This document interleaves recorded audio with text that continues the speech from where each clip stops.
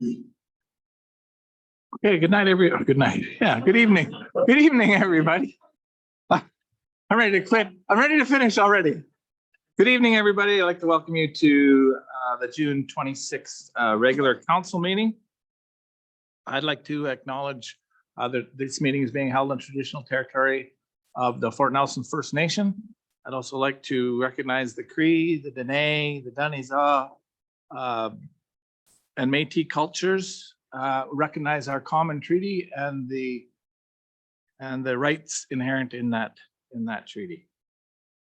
So please be advised that tonight's meeting is available for the public to attend virtually and is being streamed and recorded. I have a note. Something in addition to tonight's meeting is that part of tonight's meeting is to review the municipal annual report and is being convened pursuant to section 99 of the community charter. During this annual meeting, the public shall be given an opportunity to make submissions and provide feedback to the regional council on the draft annual report in either the public comment period or during the public news media question and answer period. If you wish to provide feedback either in person, please approach the speaker's table here in the council chamber, or if participating virtually, please use the raise hand feature within the webinar controls, and the moderator will unmute your microphone when it's your turn to speak. When addressing council, please begin by stating your name and civic address. Your information and statement will be recorded in the public meeting minutes. Members of the regional council may, if they wish, ask questions following your statement. Regional council are to receive input from the public and determine whether to integrate that feedback with the annual report. Are there any council additions to tonight's agenda? Okay. Are there any staff additions? Yes, Mayor. I have two. One is the Community Energy for Diesel Reduction Program that was discussed up at Toad on Saturday, and then a general EOC update for council.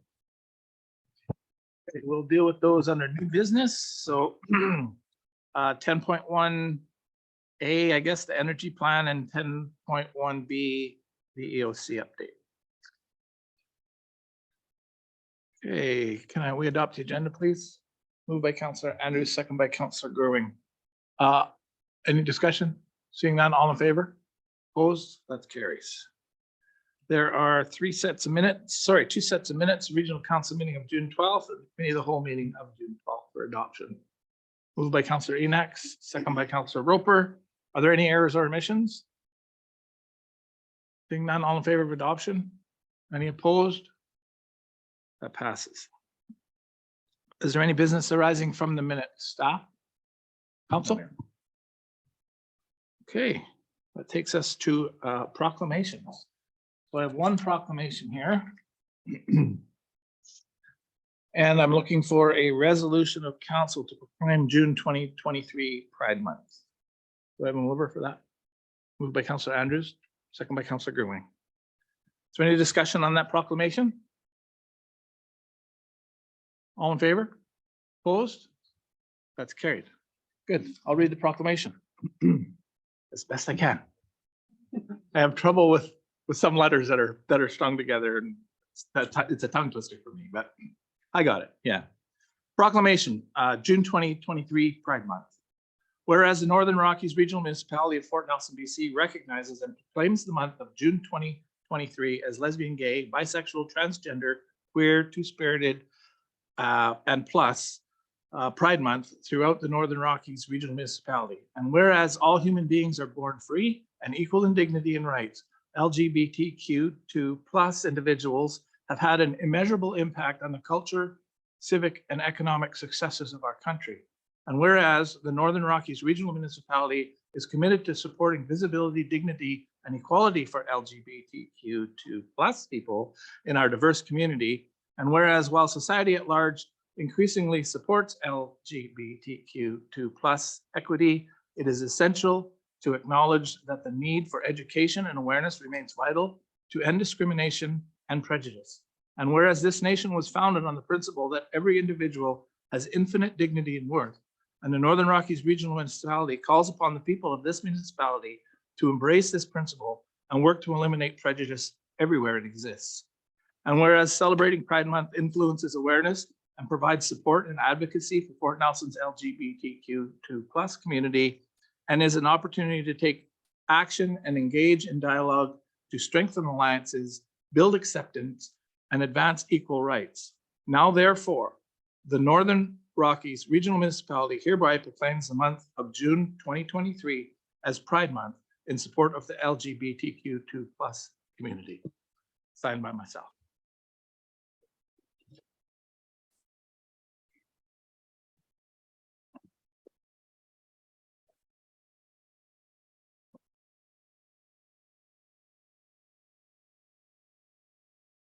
Good. Do we have a representative of this? Here we go. Okay, thank you. You're very welcome. Here you go. I'll take a picture of this. Yeah. Awesome. Thank you guys again. You're welcome. Stands better. What? You don't want to stay?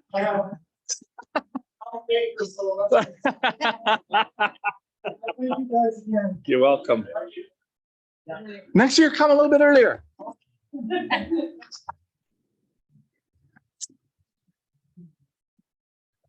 Okay, that brings us to reports. 8.1 is administrative report 3423. Oh, yeah. Thanks. Yeah. The statement of financial information. There's a recommendation there, resolution there. The SOFI report is something that we do every year. So go ahead. Mayor and council, you took the words right out. That's sorry. The SOFI is a report that we do every year. It includes the audited financial statements, as well as a few other schedules that we don't generally present elsewhere. Information with regards to remuneration that we pay the staff, and some information on our municipality's debt. So, I'd like to open it up to any questions or. Are there any questions for staff with respect to the SOFI report? Pretty straightforward, lots of information in there. Okay, thanks, Trevor. What are council's wishes? Make a motion. I'll make a motion that council approve the Northern Rockies Regional Municipality Statement of Financial Information for its 2022 fiscal year. Moved by Council Gerwin, second by Council Enox. Is there any discussion? All in favor? Opposed? Carries. Administration Report 3523, the 2022 Annual Report for Adoption. Anybody from staff will speak to this? Good evening. So like the SOFI report, it is a report done yearly. It actually includes the SOFI report, all audited financial statements, municipal operations, and some statistics and kind of highlighted facts about each department in it. We had it put out to the public for consideration and for feedback. And as of June 30th, there will be 14 days. We're hoping to have it adopted if there is no public comment by that time. Questions for staff? Anybody? So again, we're approving it for the 30th, unless there's some type of public input that comes in between now and then. Correct. Correct? Okay, council's wishes? Councilor next. That the 2022 Northern Rockies Regional Municipality Annual Report be adopted as final effective June 30th, 2023, providing no other public comments are received. Moved by Councilor Enox, second by Councilor Souls. Any further discussion? I'd just Okay. like to say it was very visually appealing, this report. I read through quite a few of them and this one jumped out at me this year. Well done. I would agree with that. I think it's a very well done document and easy to read. And even though there's lots of information in there, it's easy to follow. So job well done by our staff. Any further comments? Seeing none, all in favor? Opposed? That's carried. 8.3 on the agenda is the administration report 3623, read the raw water intake screens installation tender award. Mr. Bostock, to you, please. Good evening, Mayor and Council. This is a recommendation for the raw water intake screen installation tender to be awarded to Canadian Western Mechanical for the sum of $208,950 plus GST. It is part of the water quality improvements that were approved in the 2023 budget. It fits within the $462,000 budget. And it is to raise the inlet pipes screens from the bottom of the raw water storage ponds. Questions for Josh? It's pretty amazing that one of these is just like a few dollars short of what we had budgeted for. Very, very close to the $460,000 that we budgeted, 459,323 or something. It's pretty close, but so this is, I'm trying to get a feel for the work that you're actually going to do. So you're actually going to raise the screens off the sludge that's on the bottom? Is that Yeah, sort of so essentially we had 3 intakes manufactured, which will be installed. Well, we're not sure how they're going to be installed. That's up to the Canadian. That's up to the. So yeah, there's been several conversations about whether they lower it down in summer months or use the ice. Right. Okay. Okay, yeah, that's, it seemed to me that, well, is there an opportunity to clean this stuff out of there? Like that stuff that's underneath that, you know, it sounds to me there's a sludge there, and it just seems to me that we'll have to replace these screens again some future time. Yeah. Yeah. Yeah, potentially it's what we've looked at in the past.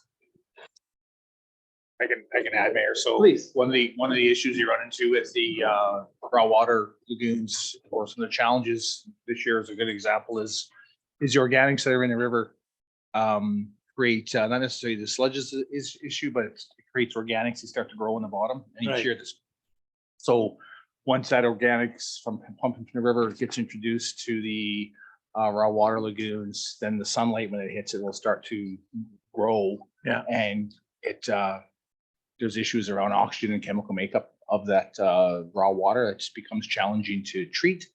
So the lower you go into the lagoons, the more pronounced that is, I guess, Yeah. right? So that's one of the other reasons for raising them. We have done a desludging before, and it doesn't measurably change. So we did number 1 lagoon, I'm going to say 2012, a number of years ago anyway. And there wasn't a significant change in the raw water quality, and based on a number of tests that were done, they feel that the issue is based on the location of the screens in the raw water lagoons. So that's the reason why through a number of years of various testing, they want to raise them up. Yeah. So does it mean over time you fill your pond up with sludge? Not necessarily. This cleaning might still be in the works if the sludge is an issue, but it's more around, again, those organics as they grow each year. Yeah. That create that. It has to do with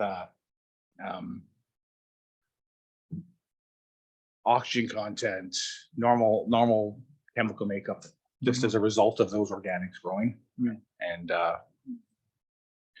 Yeah, maybe the worms can eat it. Well, I know what my fish pond looks like at the bottom, and so I suspect it's exactly the same thing. And you know, I think unless you clean it out, eventually it's gonna fill everything up, right? And yeah, it doesn't necessarily mean that we want to have to clean them out in the future. It's just it's one of the mechanisms to help improve the treatment, some of the treatment challenges we've been facing with the raw water.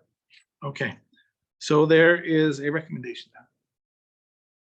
Councilor Anderson? I just had a quick question. Okay. Is there any concern for loss of containment capabilities? Like if we're raising them, we're obviously going to lose You will containment. lose a little bit of capacity. No concern though? but Not a concern at this point. Okay. Resolution there, anybody like to make it? I'll make Councilor the Anderson? recommendation that the raw water intake screen installation tender be awarded to Canadian Western Mechanical for the sum of $208,950 plus GST. Moved by Councilor Andrews, second by Councilor Gopher. Is there any further discussion? Question? Seeing none, all in favor? Opposed? That carries. The next order of business is 8.4, Administration Report 3723, the Public Works Road Sweeper. So this is a recommendation that Butcher E35M mechanical street sweeper be purchased from Wallace Machinery Limited for a sum of $424,683. There was a budget set aside for, it was approved in 2023 for $460,000 for the purchase. We put out an RFQ for minimum specifications that were outlined, and we had two proponents come back that were close, and the only thing really separating them was the price, and Rollins was the lower Yeah. cost. But this was the one that I was speaking to that came in so close to what the budgeted amount was. I misspoke earlier, so.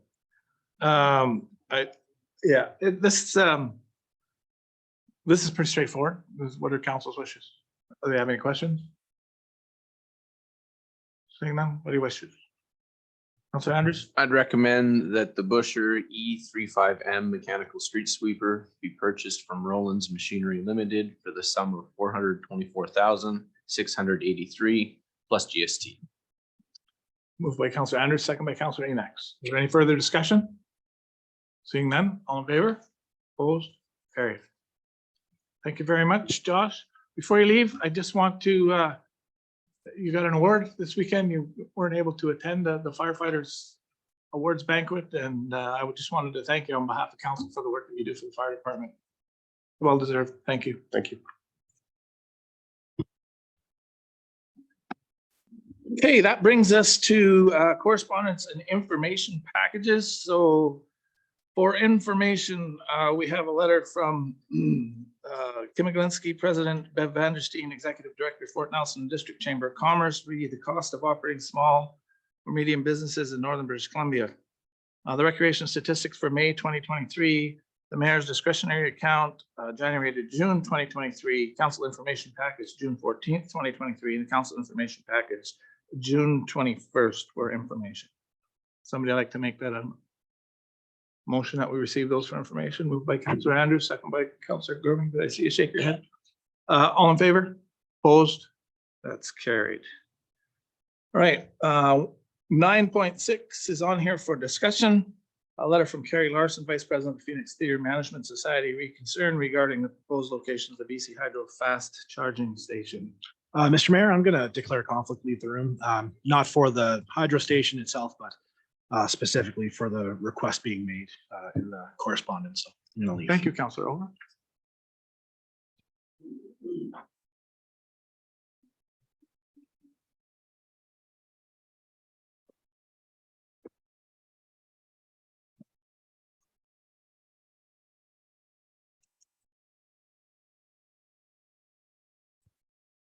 Okay, I would like to refer this to the discussion around the selection of the site for the EV charging station.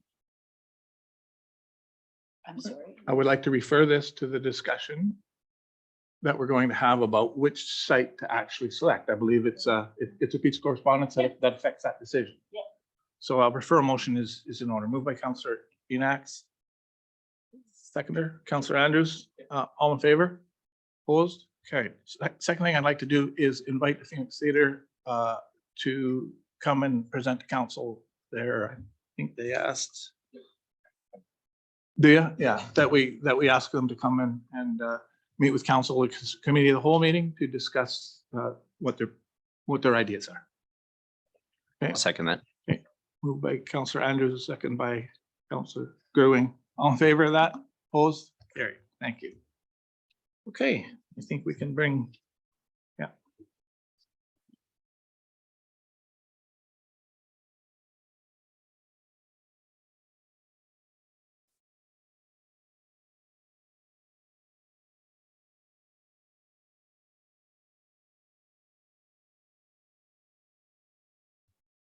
So the next item on the agenda is item 10.1A, which is the community energy plan and the potential for, we call it, so you guys would have got a handout tonight, Community Energy for Diesel Reduction Program, the CEDR. Please. Good evening, Mayor and Council. So the Community Energy for Diesel Reduction Program, CEDR, came forward with their opening up the second intake for this program. It's an initiative developed as part of the ministry's remote community energy strategy. And it aims to improve energy efficiency, minimize greenhouse gas emissions in new and existing buildings, and advance clean energy projects. They had a list of eligible communities, and Toad River community was an eligible community. So through some funding and capacity, the aim is to support the community effort to improve energy performance and reduce reliance on diesel fuel. And then there's another stream to implement renewable energy generation projects.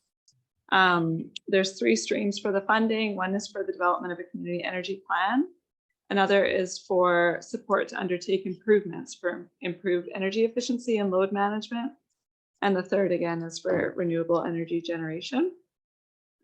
The way the program is set up is that communities are eligible in this like stage gated approach. So once you have a community energy plan, then you might move forward with demand side management. However, you could apply for demand side management or renewable energy generation, although they did provide clarification that if you don't have a updated community energy management plan, you would be less favorable for the funding. They offer either a turnkey program or a community-led one. In both cases, they definitely emphasize the need for a local community context, community-informed solution, and definitely wanted to make sure that the community champion is part of it, that all of the ideas are based around the actual context of the community. Happy to answer questions if I can. Are there questions for Hillary? Well, I guess I have a couple. You attended a webinar today Yes, on that's it, right. so I wonder, was there any discussion with respect to scope? A new bill? I know that they've sort of targeted the Toad River community, but if we were to do a study and we were to do the community-based study, is there any opportunity to expand the scope to perhaps Bunch of Lake? That's a good question. It could definitely be clarified in further conversations. It was a very fast presentation today, but they certainly have maintained that their approach, even in applying for the grant, is to work with the team. So yeah, they may not recognize Muncho Lake as a community itself that's also reliant on diesel, and with the proximity, it could be a question for them for sure. And a significant amount. You know, they're likely generating almost as much power at the lodge as they are in Toad. I'd say the one maybe limiting factor is that the funding is 95,000. So for the development of a new plan. So I would imagine that the funding wouldn't be extended, but what could be built within that dollar amount. So the turnkey is just turning it over to an engineering firm or a consulting firm to go ahead and deal with it. Would they come to the community? You say they emphasize being a community-led approach. So they would just come in and deal with it. And the other one is we would manage the community-led approach. Yeah, I think when I'm thinking turnkey, what my understanding is would be that they facilitate maybe the admin, the procurement of the contractors. They have a list of suppliers and contractors that they work with, and it would still very much require the capacity of the community champions and the So they NRM. become it. Yeah. So it is turnkey, but I'm thinking administratively more so, and they have probably a project plan that we fill in the gaps as opposed to us. Last question. Do we have to declare in advance, like as part of the application process, which one we want to use? Yeah, as part of the application, turnkey or community. Right. And a council resolution is required as well. Right. So does staff have any comment as to which way we'd want to go? I mean, one's led by us. How much capacity do we have to lead something like this? I think capacity and even knowledge might be another in terms of specifically how to deliver one. So, My gut chatted, we've talked about the turnkey one. We feel, I think would be a better option based on items that are on the list to do, and also the ability to, we probably spend a lot of time on trying to figure out how to build one. Yeah. Compared to a group that would come in and does it for a living. Right. Yeah. And Okay, then- I'm just thinking of the scope bit that I'm thinking, which one would allow us to perhaps look at, but it sounds to me like if they're coming to the community, there's that opportunity to talk to them about perhaps expanding the program a little bigger than what they had pigeonholed it to be. Okay, good. Are there any other questions, Councillor Stoll? Yeah, just a reminder for the record that the community itself had the question to us as council regarding the bridge fuel of natural gas or of LNG. Why not make a step in that direction? Because there you can wean yourself off of diesel fuel right away. And you have a system in place that's already almost compatible with an LNG driven fuel system, therefore, and we have LNG produced in our own municipality right here. So I think that as long as we have the ability to input ideas like that into the discussion, then even in a turnkey scenario, I think that's fine too. As long as those ideas, it would be a shame to have a turnkey idea come forward and the community's already expressed an interest in an LNG bridge and not have that even part of the discussion. That would be shame. Councillor Ewing, please. Thanks, Councillor Souls. As a reminder, the community of Toad River also mentioned that they wanted to ensure that they wouldn't be held accountable to the recommendations of the project. Like just because there's recommendations made, that if the community didn't want to support them, that because they accepted this $95,000, they wouldn't be on the hook. So just wanted to get that on there. Yeah, that was a clarifying question I asked today, and it was definitely, the answer was there'd be no obligations, and the whole thing is intended to meet the needs of the community. So it would be hopeful that there wouldn't be ideas in the plan that aren't up the flavor. Thank you. Okay, so we're looking for a recommendation to support an application to this program. Would somebody like to make that recommendation? Councillor Andrews, Just like what you said. just like what I said. I'll second that. I would like to recommend an application on behalf of. Sorry, I thought I had it. Thank you. I'd like to recommend an application on behalf of Toad River and all other eligible off-highway communities to the Community Energy for Diesel Reduction Program, looking at the turnkey support. Does that cover it? Think so? Moved by Councillor Andrews, second by Councillor Going. Further discussion? All in favor? Opposed? That carries. Thank you. 10.1B, an EOC update. Thank you, Mayor. I just wanted to provide council an update on the current EOC activities. And what's just occurring in the region currently, and answer any questions or try to answer any questions you might have. Currently, the EOC has been activated since May 17th. So to date, that's 41 days in a row. Just to around a couple of numbers, look back 15 years, and the longest we've ever had the EOC run in a season has been 37 days, not consecutive. So it was back in 2015, just to put it into perspective. We've dealt with a number of fires and incidents since the activation, including various evac orders and alerts, as council is aware of that. There's currently 12 fires burning in the region. So in the NRM region, which is almost mirrors the pretty close to mirrors the Fort Nelson zone.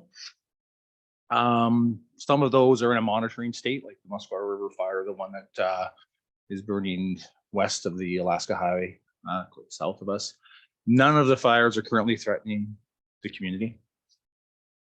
We currently have still have 2 alerts in place, one for the Itsai Creek, so the McSamish Lake fire, the one that we had to do an evac order. There's that order has been replaced by an alert, and one for the Tuga Creek fire.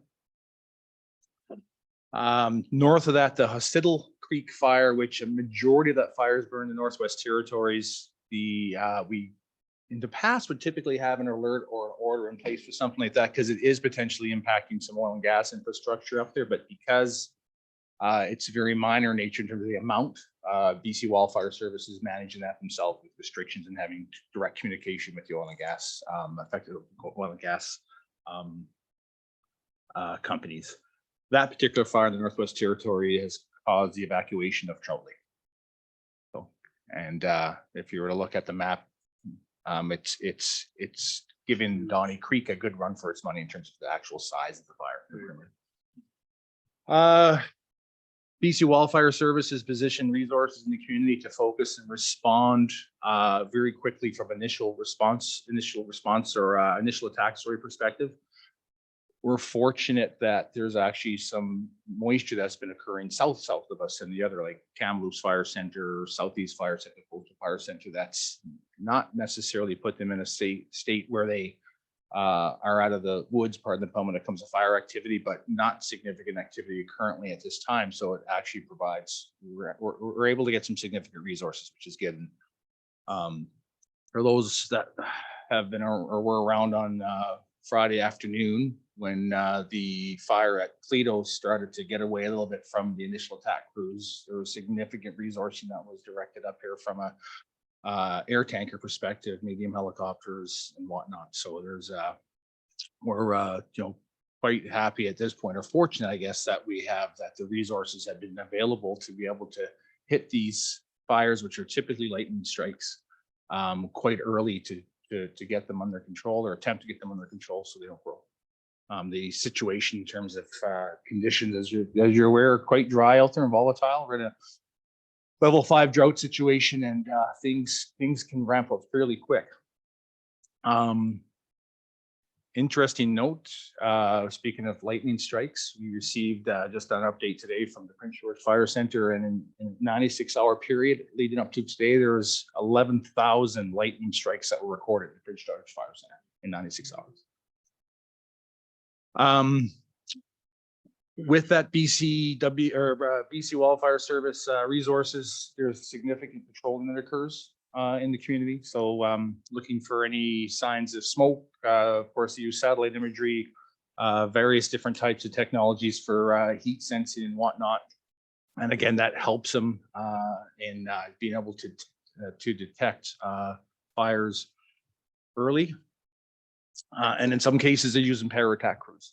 So we call them smoke jumpers. So they jump out of a plane and attack early. So the Ella Creek fire that started up last week also, which was the second fire at Ella Creek in a couple of weeks, just because of location, they were using para attack crews to hit those fires for that particular fire in that area.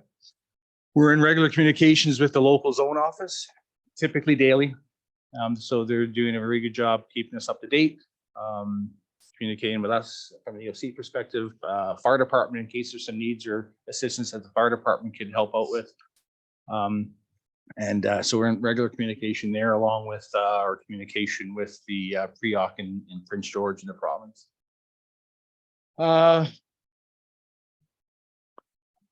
In terms of capacity, and Mary mentioned capacity creep, it's sucking up a lot of capacity internally.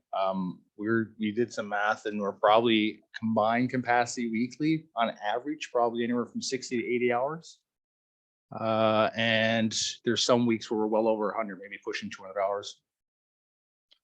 Depends on the people. So for instance, right now, given the conditions, we'll typically have the EOC director, so that rotates between myself and Aaron, available on call at any given time. So we swap that out. Some within corporate services from a communication perspective, so the liaison component. From a logistics perspective, we have someone split the duties between rec and public works, so we can still try to get people some time off there. And then on the planning end, Lisa, because she is quite interested in learning and being exposed to this, so she's been assisting and working alongside and shadowing Aaron and helping out with some of the situation reports. So we rotate up as much as we can. Depending on the situation, it's 4 of us, 5 of us, but it depends on if there's an evac order that comes into place, it kicks in a number of steps. So I'll use the McSamish Lake one, for example, which required a tactical evacuation because it happened so quickly. They are already starting to evacuate the wildfire services as we're in the process of doing the documentation to meet the legislative requirements. So one like that kicks into place. Aaron's talking to the Prince George Fire Center, their local zone office. We're usually at that point tag teaming. I'm probably contacting the RCMP, gave the mayor a call that night because we were trying to confirm access to McSamish Lake. So we were just working through that so that the areas could be signed. Corporate services kicks in with a couple to get the communication piece going, drafting documentation, getting the communication out to the public. Now we got to send that information to the minister. So that mapping, of course, is another way. I always have mapping on call because then, of course, we have to produce the maps, right? And ESS for that one. So someone from Breck, because we did receive someone from McSamish who was actually living there. So there was an evacuee that most of the places out there are summer cottages or seasonal places. There wasn't one individual who was living out there. So that particular situation takes hours sometimes, right? So on a Saturday afternoon at 2 o'clock, when the call comes through, this is what's going on. Things ramp up quite quickly and continue on till 7, 8, 9 o'clock at night, depending. And then, of course, anytime you undo and redo, it takes a fair amount of capacity. So nature of the business, it's quite a unique year, but just from a capacity perspective, it is significant amount of work that's been occurring. And based on what we're seeing projections from a weather perspective, we don't see much change anytime soon. So that's around specific events. We're doing what we can to get the communication out there. It's a balance because a lot of things are going on in the background, and we don't want to put any fear or anything like that in the community, but we also want to communicate effectively. So we're constantly discussing opportunities there and looking at best practices. From a preparedness and planning perspective, given the significant nature of the Dene Creek fire and the possibility that the highway could be impacted, we always have to look at worst case scenario if there was a need to evacuate the community. So we are working from a logistics perspective in the background also with RCMP, BCHS, Northern Health, the province, and Yukon EMO regarding logistics if we actually had to, worst case scenario, evacuate the community and the highway wasn't available to utilize to go south. So that is in the works around a preparedness perspective, because no matter what, we need to be prepared. We have to have a significant amount of logistics are required to do that. So we're in the process of doing that. Currently, there's been a number of conversations that have occurred with the province and the pre-planning perspective, and in some cases even educating, probably is the wrong word, but educating them in terms of some of the interesting dynamics and uniqueness we have of up here. I mean, it's once you get north of Steamboat Mountain, it's just not a matter of pushing a provincial alert through a cell phone, because the next time you have cell services, Watson Lake. And so we're looking at the things around fuel, food supply, even locations. People with travel trailers don't necessarily want to go all the way to Whitehorse, which would be the receiving community based on our size. But we also understand that people that probably would go that far, or people don't have any other options. So we're looking at other ideas and options around where people could house, if it's with travel trailers, fifth wheels, campers, if it's gravel pits, provincial green spaces, things like that. So that is occurring in the background also. In addition to that, we're also working on potential supply chain disruptions with the highway. We all saw, and it was mentioned earlier tonight, the issues with when I think I've mentioned it in the committee of the whole, when the bridge went out last year in Sicily, and the impacts to the community here from a supply chain perspective. We know what happens, so when that highway shuts down, some of the challenges that could occur there. And the CN rail line, of course, has been compromised as part of the Dene Creek fire. So rail is not an option either. So we've had a significant amount of conversations with the province regarding some of the impacts a highway closure, even if it was short term, could have on the community when it comes to goods and services being supplied to the community. So those discussions are also happening in the background as part of that. So the flow of goods for the flow of goods. Any questions so far? Just a couple more things. Specific to BC Hydro. So we're communicating with BC Hydro regularly. Continue to stress the importance of their communications with the community and potential impacts. Most recent conversations were more specific around, they've provided some communication specific to that backup generator and what they would potentially energize if there was a significant outage, which essentially is the downtown core, so 50th Avenue North and South, and any other essential, which would give you gas stations, grocery stores, restaurants, businesses up and down the highway, and any essential services. So hospital would be energized, medical clinic, things of that nature, airport. We've requested a map so they can demonstrate where those areas might be. Their only reluctance with the map is the accuracy of the information, because right now it's a tabletop, so certain things could change based on, this is what they project versus this is what actually would happen. And there might be certain areas, for instance, I'll say it, some residential properties that might fall into being energized just based on location. We joke and said if we were one of them, we'd probably shut our lights off.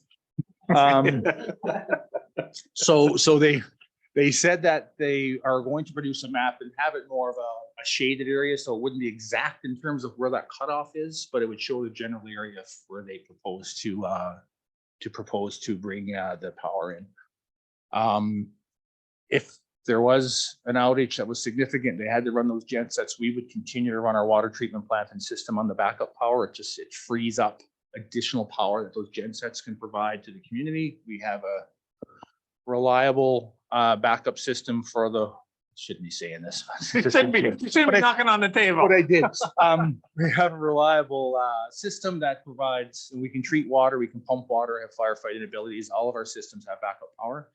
And then for the rec center, we would run our backup power for the rec center, but that system only provides a partial power for this rec center. So what we've been able to get Hydro to do there, because we want to have that rec center to have full power, is they're actually going to pipe in power to top up basically. So the areas of the rec center that aren't currently powered by our backup system, they would provide with that backup power that they have, which I believe requires to put in a temporary pole, the transfer switch and whatnot, but stuff that they would do with their dime. We said it was very important. If we had that facility there, especially in a time of need for clean airspace, that we want to have the ability to provide that's for a reception center and for our community center to help out. Especially, we know that there's a chance that if the power goes out, it's a likelihood, it's a possibility because of the air quality conditions in the community. So that's currently in the works. Last week, if you saw them, BC Hydro working on Simpson Trail, that's what they were doing. They were changing up some transformers and some isolation spots there so they can get some power into the rec center. Last but not least is CN Rail. We're in regular conversations with CN Rail. The key piece in ours is ensure that they understand the importance of that line and a level of urgency when the time comes. Right now, that's still an active fire area. But that line has been compromised, and there's a bridge that has been compromised, and that this time they haven't been fully on the ground to get an understanding of scope of work and the requirements there, what the full extent of that damage is. But we have been, and the mayor's been included in those conversations too, have had discussions with them specific to that. So, and that's the update. I thought it was just important because there's a lot of stuff going on out there, and we're doing what we can. We know there's lots of questions in the community. People have a level of nervousness. And sometimes there's some people out there that make some comments that might create some excitement in the community.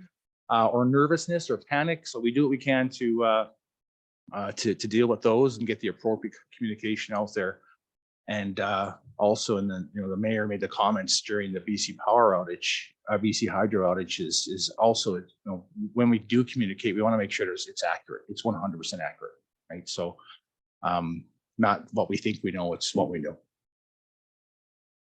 Any questions? Okay, well, thank you for that update. First of all, it was very comprehensive, and I have a few more things to add to it, but I think I'll wait till the closed meeting to talk about those. Thank you to your staff, yourself and the staff, all of you, for the hard work that you do in the EOC. I know it's extraneous to the work that you normally perform, and nobody's doing that work for you while you're at the EOC. So it's extremely appreciated that all of you are working hard and are dedicated to either do the job or learn the job, so that you can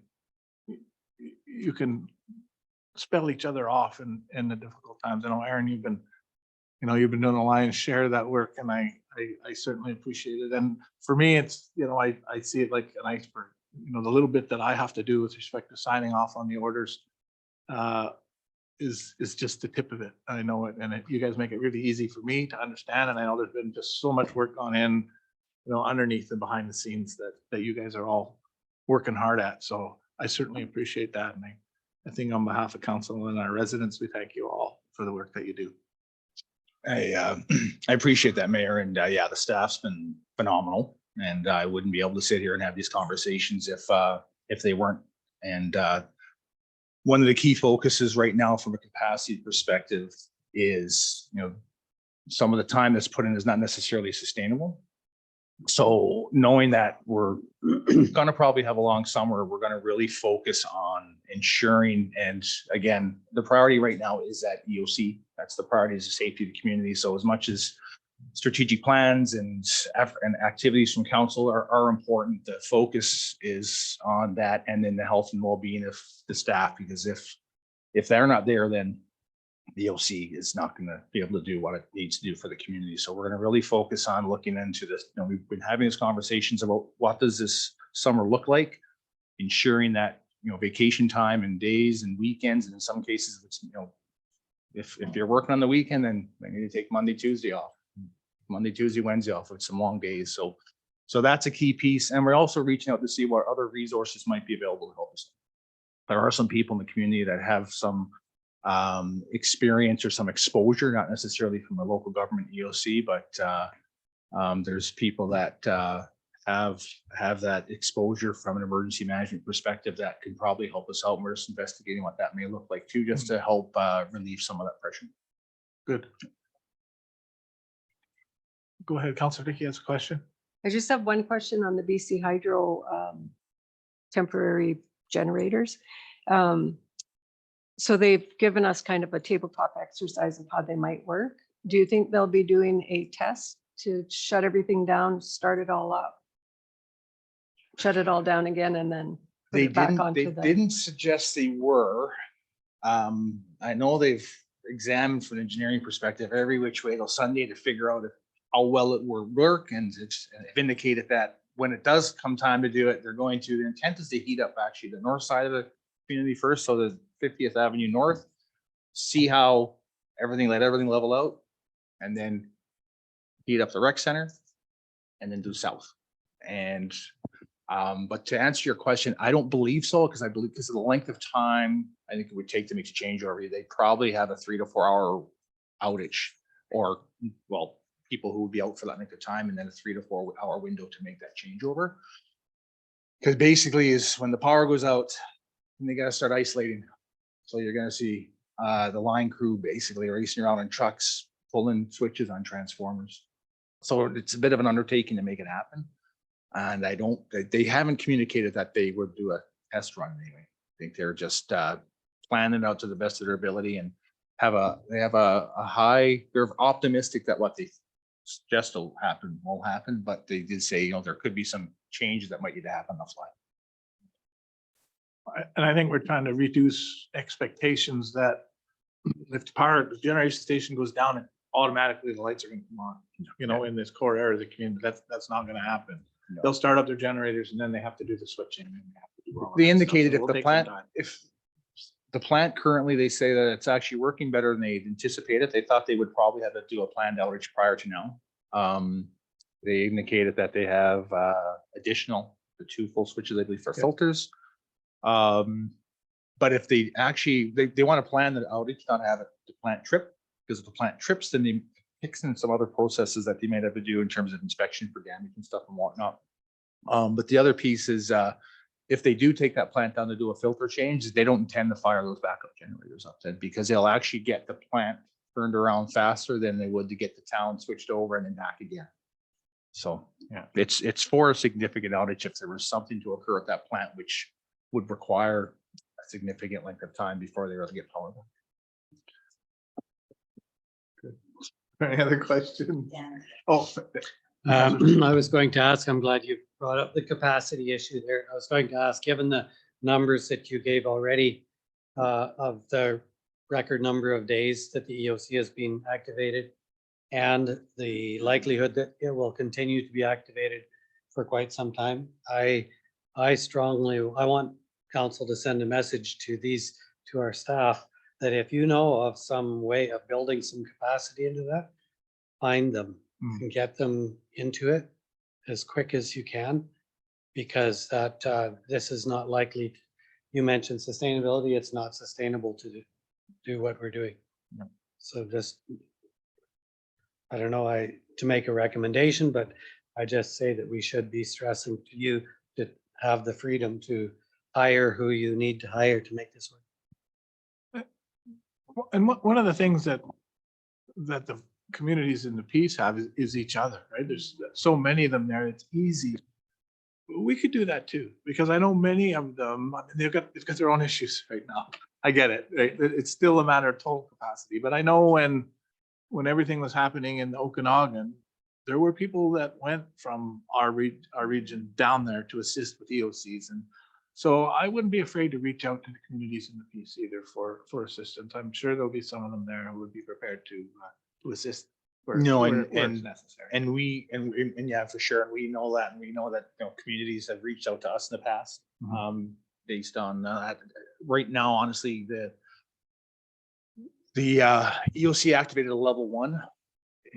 As much as not, we can find someone, or if there is someone to help out, but Yeah. usually at this level here, it's just having the ability for council to understand that certain things might take a bit tedious. longer. It's tedious. And it is manageable if we approach it the right way and ensure that we, as a group, ensure that we're looking out for one another and take that time and do the resets. I mean, wildfire do resets. They'll work that week on, and then they go. The fires are still burning. Yeah. Right. They go home. They spend time with their families. They create that balance. So it's important for us to factor that in, because there's a couple of single events that we've dealt with in the past, or the 37 days that occurred in 2015. Those 37 days they weren't consecutive. So you're hitting those, and it was a busy year, but at the same time, you get some time to reset when things slow down. Where right now it's a continual process. So we need to work through that, and look at what other options there are for sure in other communities and locally. The challenge is, again, is it's not a matter of just bringing someone in and saying, oh yeah, it's not just adding capacity. It's the knowledge needs to be there too, right?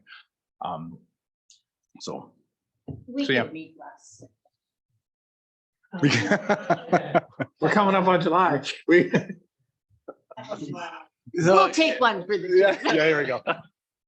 So, yeah, so can you remind me again who the deputy mayor is for, or the acting mayor is in Council Souls? Yeah, so I'm going to be gone in July. So, the duties will fall to you. And if you want to sit with me and we can discuss, sort of what's happening, then I'd be happy to do that before I leave. Yeah. Okay. Any other questions? Sure. I was just wondering, on our council package, there's the boreal caribou. Is that on Yeah. the agenda somewhere? Yeah, that's in 12.1. 12.1, okay. Yeah. I was looking at the wrong numbers and it says 123. Yeah, thank you. Okay, 10.2, 10.2 waiver of fees for staffing at the BC Traditional Men's Dene Hand Games Championship. No, you're not a director there, are you? Are you a director? There's no society, is there? We're both volunteers. You're volunteers, but it's not a society, right? So you're not bound as directors to to a society? It is a Hand society, Game but I'm Society? not a director. Are Are you a you- director? Yeah, they're not directors, so. I don't believe. I'll look to staff to see if they, yeah. Okay. Staff, anybody from staff want to speak to this? Yeah, Ms. McGinn? so earlier, or last week, I suppose it was, we had sent out an email poll for council to weigh in on the potential to waive the fees for staffing at the Hand Games Championship this coming weekend. So when they presented, when the society presented, there was a kind of a general offer of support from council. They have, the society has accessed the grant and aid program for the $1,000, which they'll apply to the rental fees, but it's come to light that because it's on a statutory holiday and because of the schedule of the games, there would be staffing fees incurred, which typically are passed along to the event organizers. So just to clarify, the request isn't coming from the society, but we wanted some clarification on council's intent in terms of the offer of support. So we identified there are some funds available in council's discretionary grant and aid budget as well. I think Councillor Gerwing had asked the question about potentially utilizing the tourism strategy implementation budget, which we confirmed with Krista Vandersteen, who manages that budget, that there are funds available that are not committed to another project, and that event would be consistent with one of the recommendations in the tourism strategy. So it's really at council's discretion. I suppose if you'd like to support the waiver of fees, or that the costs be borne elsewhere within a municipal budget, and then where that should come from. Potential costs total? It's about $2,000 in total. So Rec provided the estimate of staffing to ensure that the building is, it's a liability where we have to staff the building if it's open to the public. And so obviously it would be for the games. So that was their estimate. So we're providing building security, Correct. building security. Yeah. And fire evacuation or something like that if something were to happen. Yeah. Yeah. Okay. I'm sorry, I just looking at, because we were chatting the other day about it. So it's not security in the typical sense. We're actually doing security of the hand Well- games. It's for our own building liability perspective. I mean, our normal building checks, we call them building checks Right. internally, where Yeah. we maintain the building and manage it if there's a function going on. It's not security for the function. Yeah. It's security on the building. Yeah, Okay. essentially. Good. Questions, council? Council Growing? Well, I would like to speak to that. I think it's really important to note that there will be over 400 plus people coming into the community that typically would not be in the community. I think it's a huge opportunity to highlight the community of Fort Nelson and everything that we have going on here. It's a cultural event that is like phenomenal, big. like it's like growing so big all of the time. And I think that the planning committee, it's a learning curve too, right? It's like, who knew that you had to have extra money because it's going outside of our hours, right? There's the tea dance will take place after. So these are all learning things that the next time it happens, there'll be learnings that they've gotten. I think for my own perspective, I think I would like to use the tourist implementation fund rather than our discretionary fund, because I think we still have half a year to go and wouldn't want to dry up that fund. And I just also just want to clarify that I did just ask the question of the society to ensure that they have their own security, not counting on our staff to be security of the event. Any other questions or comments? This is a non-alcoholic event as well, right? No alcohol. Yeah. It's just There It's is a no non- licensed.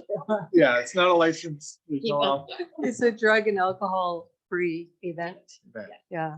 We did talk to Krista today about security, first aid, that sort of thing. And we did say that the staff, our volunteer staff will be walking around making sure that there is no drugs and alcohol because, you know, we've had to do it before and had to ask people to leave. And then with first aid, there's two members on our team that have first aid. And then there's many members at the rec center that have first aid. Yeah. And just to confirm, there's approximately 42 teams coming in. And that's each team has 9 players and maybe a spare or 2. And then most of them bring their families. So we did talk to the Motel 6, the Lakewood and the Woodlands, and they're sold out. Wow. No kidding. That's all. And on July 1st. That's awesome. Councilor Roper. Yeah, just one comment. I mean, if we were considering this an investment into the community, I think the return on that investment would be just unmeasurable at this point. I think it's in everyone's best interest to do what we can to facilitate this. It's the fact that it's on holidays makes it a little more complicated, but it's just a challenge that we can meet. And I think the return on that investment for the whole community is going to be much more than the $2,000. I also agree with Councilor Gerwing that it should come out of tourism as well. Would Councilor Gerwing like to make a motion? Sure, I would make a motion that we use the tourist implementation fund to offset any unanticipated staffing costs that will be incurred during the hand games weekend. You want to put a maximum amount on there? Would you like to put a maximum amount on there? Sure, not greater than $3,000. Councilor Dickey, would you like to second that motion? I'll gladly second that motion. Great. Is there any further discussion? Seeing none, all in favor? Opposed? That carries.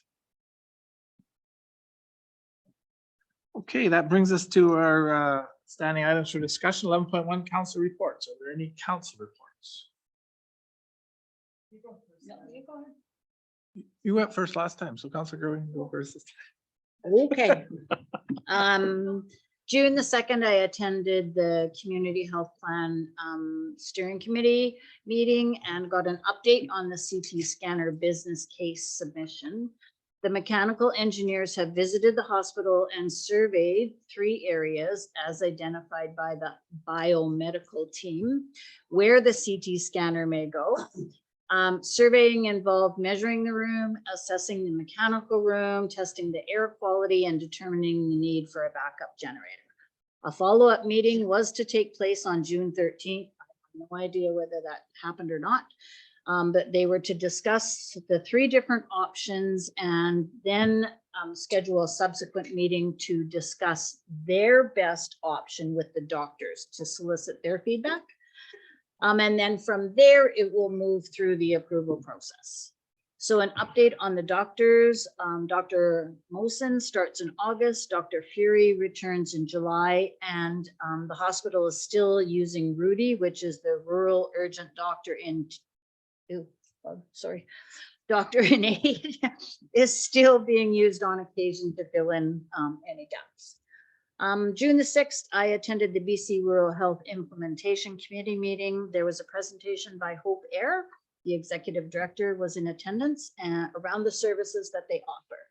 In addition to airline support, Hope Air can offer up to 14 nights in a hotel plus meal vouchers. And a person does not have to be traveling. A person does need to be traveling to a confirmed medical appointment to be eligible for this assistance, but you don't have to go by plane. So if you go to Prince George by vehicle, and you can still apply to get up to that 14 nights. So I'm going to ask Hope Air to do a presentation to the community roundtable in the fall, and also the CHP if they would be interested. And then I had a follow-up meeting with Hope Air executive Mark Rubenstein and Christina de Marizeo, something, manager of community engagement, and that took place on June 15th. During this meeting, we spoke about the possibility of some sort of travel assistance outside of airline support. I spoke about maternity patients needing to leave the community and also children who have to travel for developmental or cognitive testing. I'm very pleased to report that Hope Air can provide travel assistance of up to 14 nights in a hotel for expectant mothers. So like, that's the first we've had of that. That's great news. It would need to be tied to a medical appointment, but most maternity patients are referred to a doctor in the receiving community, and a subsequent medical appointment does take place. So that doesn't present any problem at all. I will stay connected with Hope Air and work with them to spread what they have to offer so throughout the community. So if you have any questions, or if you have any people that have any questions, just let me know. I'd be happy to help them. The application process is online. It's very easy, but you can also, if you don't have online access, you can use the phone. The approval is usually turnaround time is 2 days. So June 17th, I attended the Summit Run It. 53 people from Fort Nelson, Dawson Creek, Fort Liard, Lower Post, and Watson Lake battled the mountain in cold, rainy, snowy weather. Way to go, Hillary. It was incredible to see the young and not so young summit the peak. Job well done, everyone.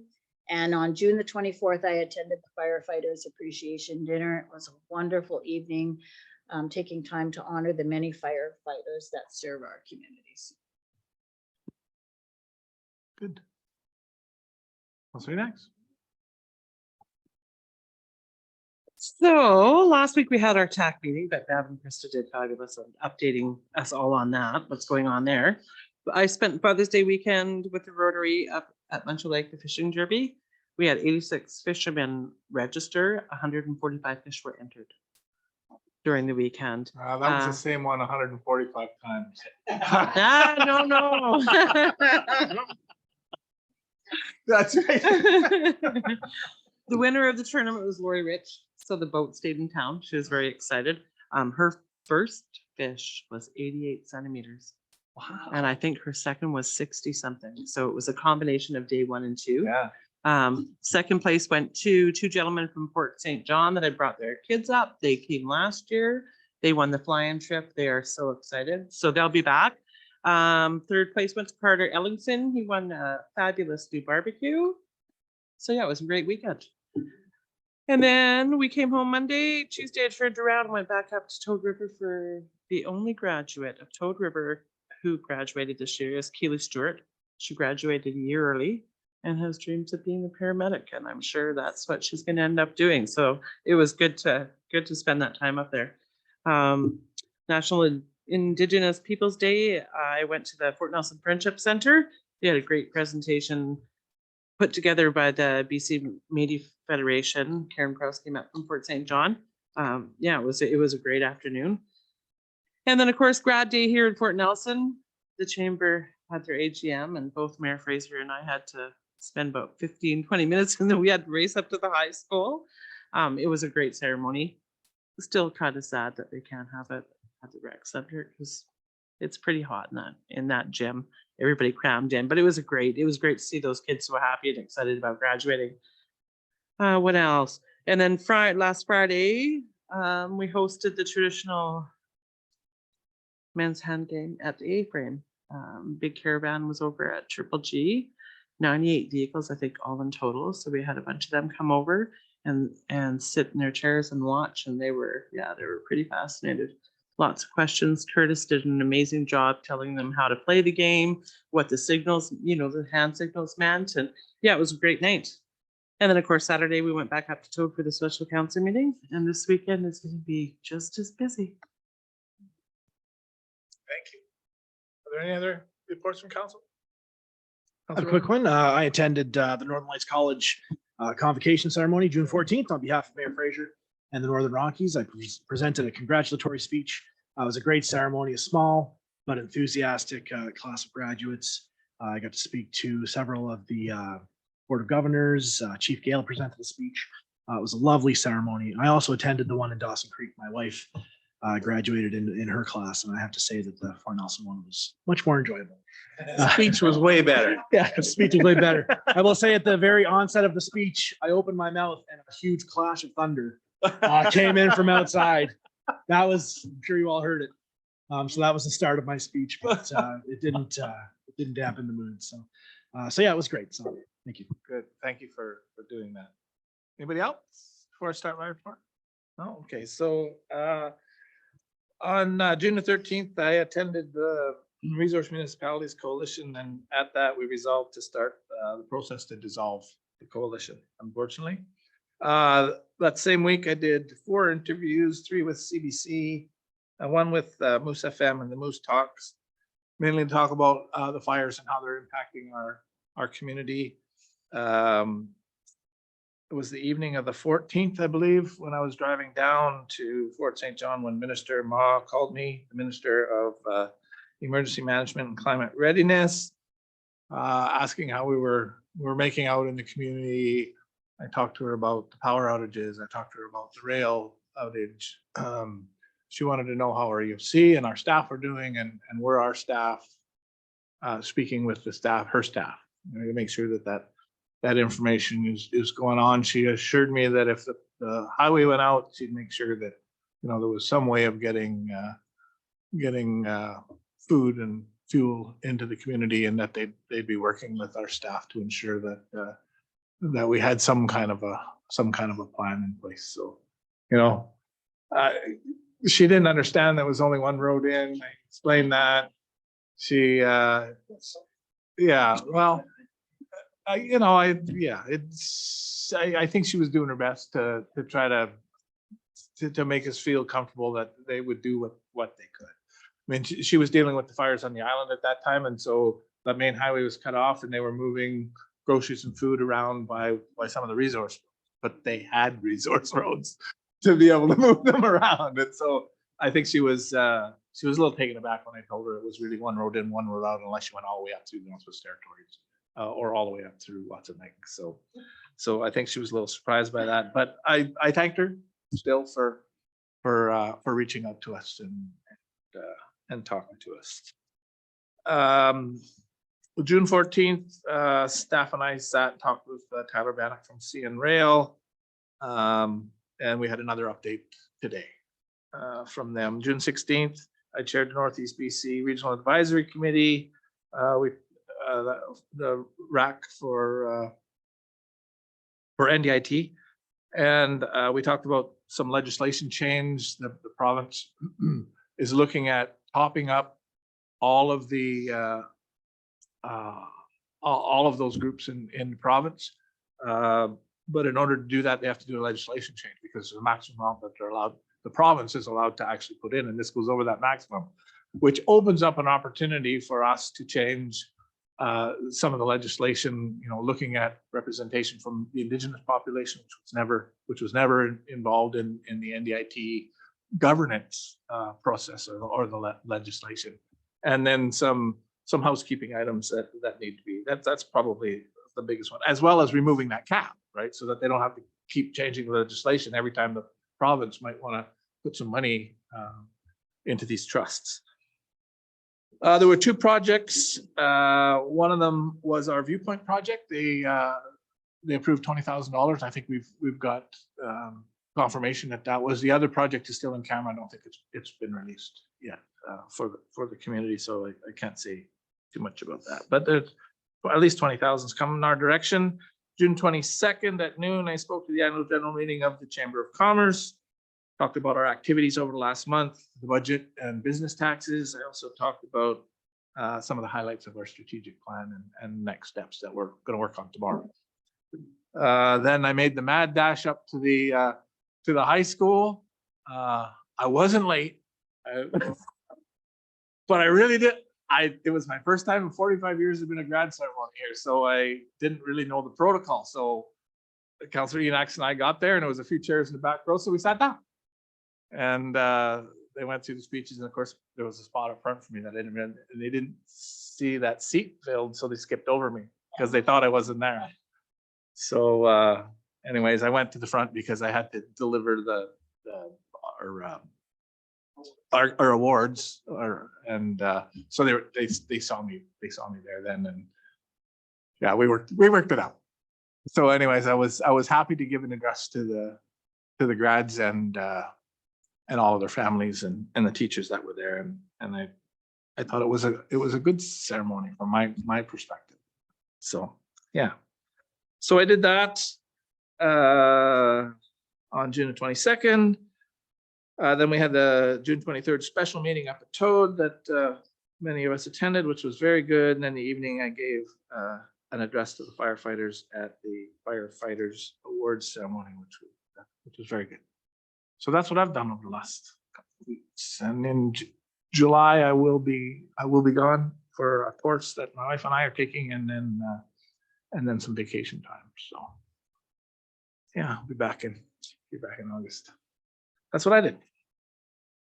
Okay. Any outstanding business, 11.2 on the agenda? Okay, that brings us to item number 12, which is the notice of motion. This was my request to put this notice of motion on here.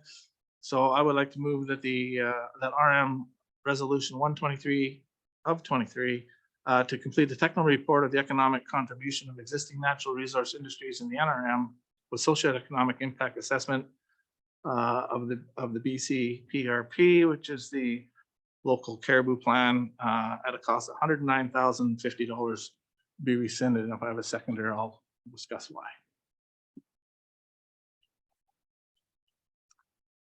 Is there a seconder for that motion to I'll rescind? second because I want to hear the discussion. Why? Okay, thank you, Councillor. So it's duly moved and seconded. So I think after hearing the presentation by the First Nations land department, I think there was general agreement around this table that the activities that the nation is doing with respect to caribou are supported by this community and by this council. And so it brought me to think about what will we be doing with the information that we gather from this report. It's a $100,000 report, and I'm always for getting information as long as there's something that we can do with that information. And so I'm looking, I guess, from the four of you on this council that have been here through the whole process of I don't even want to call it consultation because some of you don't agree that it's consultation with the province, but this whole process with the province, we have not been a decision maker. We've been a stakeholder. And as near as I can see, that the horse is out of the barn. This is a complete deal. The nation is working on their caribou plan. The province agrees with what it is that they're doing. I believe there's an agreement in place that we've seen, or that the last council has seen what that agreement looks like. And we're not going to be able to take that report and put it in front of the province and change their minds. We'll know information that I think we can deduce. I don't know that this report will tell us how many jobs or what the economic loss truly is, just that there will be an economic loss. There will be jobs lost based on the potential for non-access to some of the industrial, to the land out there that's been used for industrial processes. So the only experience I have is the experience I had with respect to the piece and the socioeconomic study from the piece. Didn't help. The mill is shut down in Canfor and Chetwynd because the caribou crisis is too important to the province, is as important or more important than those 300 jobs at that mill. And so the social and economic study and we knew that at least one of those mills, didn't know which one, but at least one of those mills in Chetwynd was going to close because of the caribou closures. that were coming. And that social economic study that we didn't help. So I'm looking from you to tell me what the next steps are with this information that we received from this report that's going to cost $100,000. What are we going to do with it except to be able to hold it up and say, if you do that, this is what's going to happen. The nation is already moving forward. The nation will have a big say with respect to how any industrial activities in the oil and gas or the forestry sector mining move forward. And they certainly are not going to want to see the industry develop again in those areas that they're reclaiming until the caribou are at last recovered. So we can deduce that because of that, there will be some areas out there that are off limits from the nation's perspective. And so we can deduce that will lead to job losses, or actually not job losses, because the jobs are not there right now, but it will lead to an potential economic reduction in those particular areas. So I'm looking to hear from the four that have been here all along, and others if you have ideas. What will we use this $100,000 report for? I think if we don't have a plan moving forward, I think the motion to rescind is appropriate.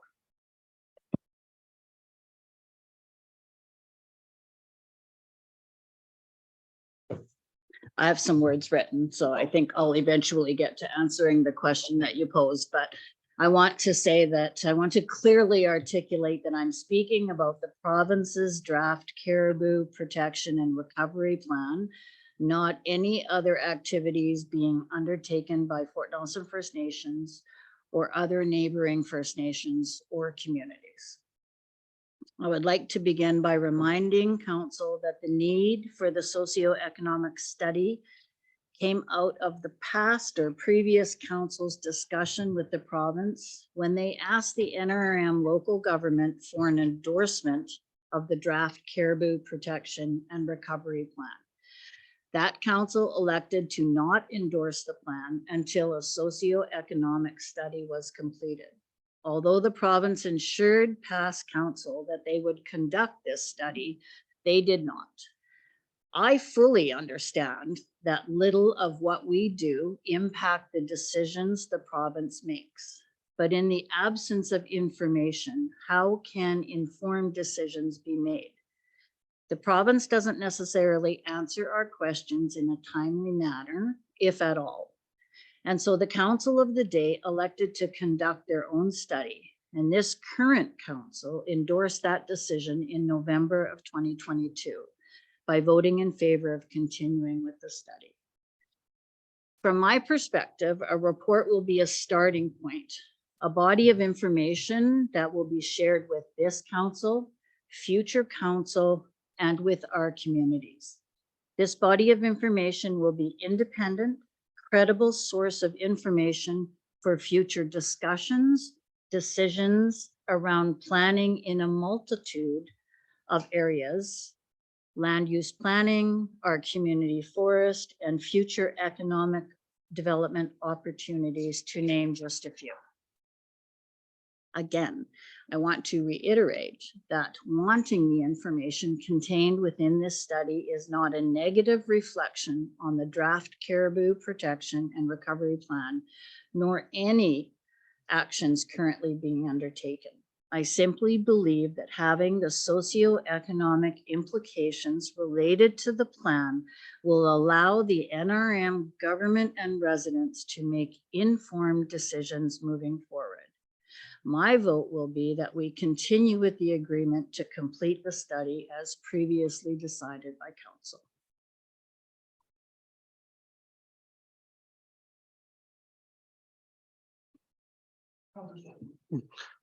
I too believe that that is a good reflection of a good summary that you just provided, Councillor Gerwing, of how we got to where we are. I think that looking forward, the benefit of a socioeconomic picture comes because no one else is doing one. We are not getting that. We are not getting that information through the First Nation. We're not getting information through the province, even though they promised it to us. And I think that when you take that approach of actually having a socioeconomic impact study, it also serves as a starting point for our own people to know what potential exists. It's actually not just negative in saying we won't have jobs. If you actually are jobs or access to the forest for forestry or access for oil and gas, it actually reminds our own entrepreneurs and our own people that there is potential if we release that potential. There isn't any other way that I know of bringing that into the conversation in our own community. So I'm in favor of continuing on with this. It is good information in that it actually touches a lot of potentials in our community, albeit from a negative point of view or from a potential negative point of view. But any entrepreneur can look at that and say it also brings potential for future activity if it is made to fit within the caribou plans and so on.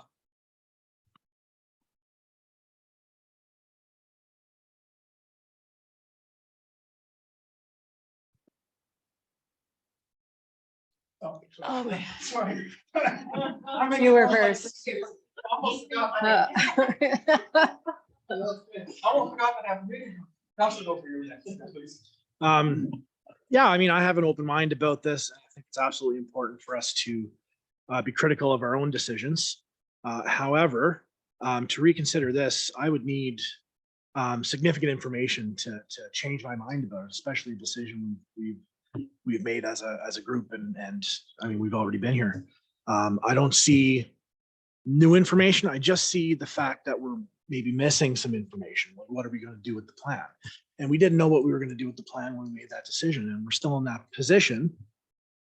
I don't want to, at the end of this, say, you know, we tried nothing and we're all out of ideas. I think this is something that, while I can't quantify the results, I think that good results will come. And I think we have to be patient and keep a positive outlook on this situation and stay the course. Unless there was significant information that guaranteed something one way or the other, we really don't know where this is going to go. But I know what will happen if we don't do it. We just won't have a voice. And I think a lot of decisions that we make here are on the basis that we have to take control of our own destiny and do things for ourselves. And we can't depend, especially on the province, to be making decisions for us. And we have to be able to have, you know, tools in our belt to combat those decisions if necessary. I think this will be one of those tools that we'll be glad that we went through the work and commissioned. And I think the cost will be well worth it by the end. So that's where I'm coming from. And I'm also hearing it too. So if anyone, I'm open-minded. If anyone has any information, please change my mind. But right now, I don't see any new information that would cause me to look back on that vote. But I'm open-minded, absolutely.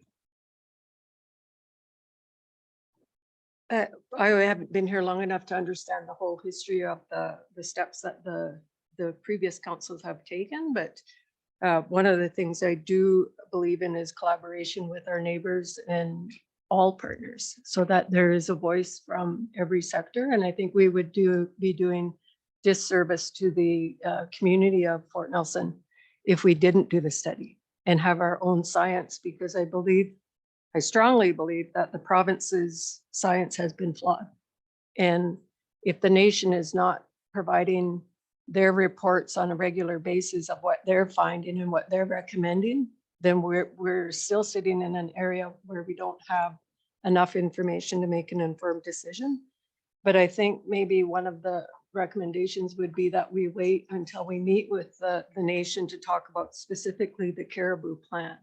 and the direction that they're going and the information that they already have and the sharing of information. And that should be part of reconciliation. That should be part of collaboration and reconciliation, is that we share information to make good decisions for the greater area of the NRM. So I think maybe we're a little bit ahead of things before we scrap it or we make the decision. I think we need more information still. And I think meeting with the partners and the nations would be the best next step.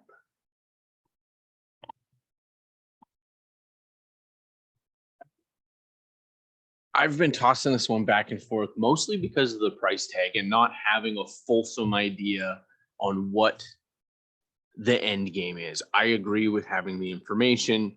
I agree that we don't have confidence in the research that's been done. So if we want confidence in the research, we're going to have to do it ourselves. And it sounds like our council has an idea to continue with this, to go forward, to use the information. So with that, I don't see a need to scrap the plan, with that being said.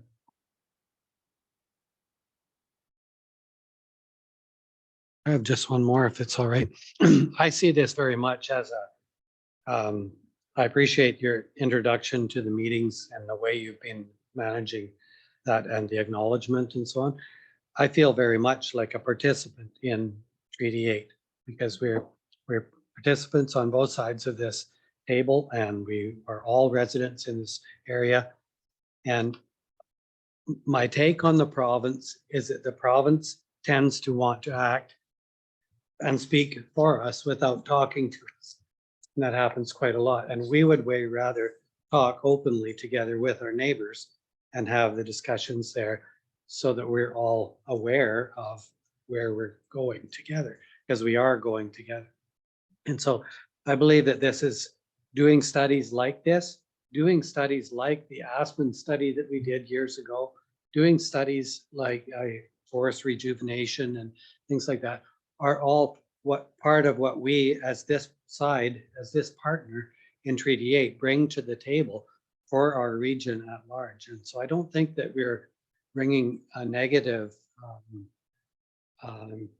or demeaning piece of work to the table. I think we're bringing useful information to all of us, at very least useful things to coalesce around, the idea of collaborate around.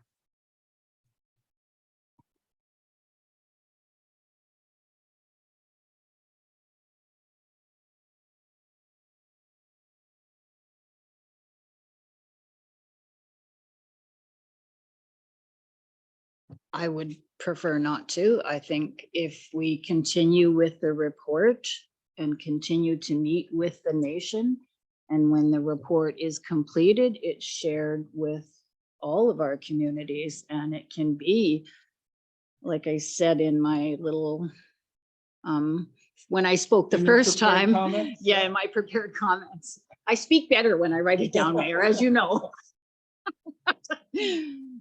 It becomes a starting point for that conversation. It's like, okay, so look what's happening over here. Is that your understanding, or what do you have happening over here? Because we don't know.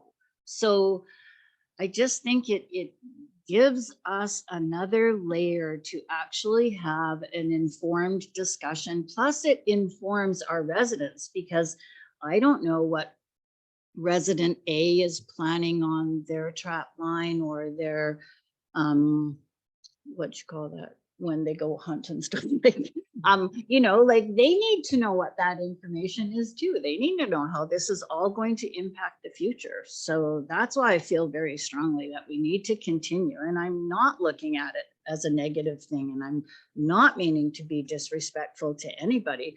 But in the absence of information, I just don't think that we make the best decisions. Just to address your question, should we defer? In my opinion, I don't see any reason to, and the fact that council already made the decision on this, I think that's the democratic process, and I think that is working right now. So I think the question at hand is whether to rescind the motion or not. So I think that's what I'll be focusing on right now. But as far as deferring, I don't think there's any particular benefit to that, in my opinion. One more comment on that is I don't have enough information to defer or rescind or move forward. But I really do believe that we're going to be repeating information that the band's already done. They do socio impacts all the time in every study that they do. And who says Stantec is the best consultant to do it? Right? Like who already has history in doing that kind of consultation or research in this area? So who says that Stantec is? I'd like to see some of their work. I'd like to see what they've done in Alberta or down in Kamloops. Like I would need a lot more information to make a decision today. Unfortunately, the decision's been made. We're really talking about rescinding that decision is what we're talking about. And I just thought if you thought that it would be worthwhile to have this discussion with the nation to see what they thought with respect to all of it, it might give us some information or at least a different perspective, because I appreciated that perspective that perhaps the nation has new information or different information or a different perspective on this socioeconomic study than we have. But I believe we're not decision makers. I understand the point about that potentially this is a starting point with new information that we do something different with. I'm hearing this is not to be held up in front of the province and say, look what you've done to us, then because I was feeling that that's really what you were doing, that this was a holdover from your original discussions with respect to the province, and this was the gap that somehow we were holding on to. They didn't do it for us, so we're going to do it. Be damned if they didn't do it or not. So I'm not hearing that. What I'm hearing is that this is a piece of information that we may be able to use for discussions generally, provided that this report gives us that kind of information that you're talking about. And I guess I don't recall the scope of it enough to understand that is the case. But having said all of that, I think we've gone around the room twice, and so I will call a question on the motion to rescind resolution 123-23. So all in favor of the rescinding motion, please raise your hand. Okay, all opposed? Okay, that motion fails. Will you record the votes, please? Thanks. Okay. So that moves us to item 13. Are there any public or news that have any questions with respect to what happened tonight or at today's meeting? Anything online? No. Okay. Good. Then could I have a resolution to move to a closed meeting pursuant to section 91B and 1E of the community charter? So moved by Councillor Andrews, second by Councillor Enax. Is there any discussion about moving in camera? Seeing none, all in favor? Opposed? That carries. All right, we'll take a short recess while we move in camera.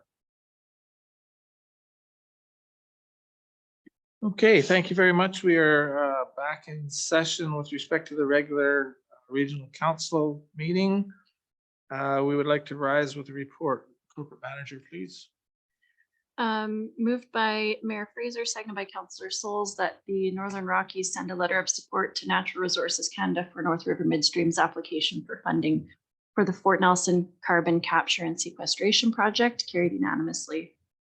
Moved by Councillor Gerwing, seconded by Councillor Andrews, that Leah Lucas's application to the Northern Rockies Recruitment, Retention, Education, and Training Incentive Program be approved in principle with confirmation of eligibility with the health employer, carried unanimously.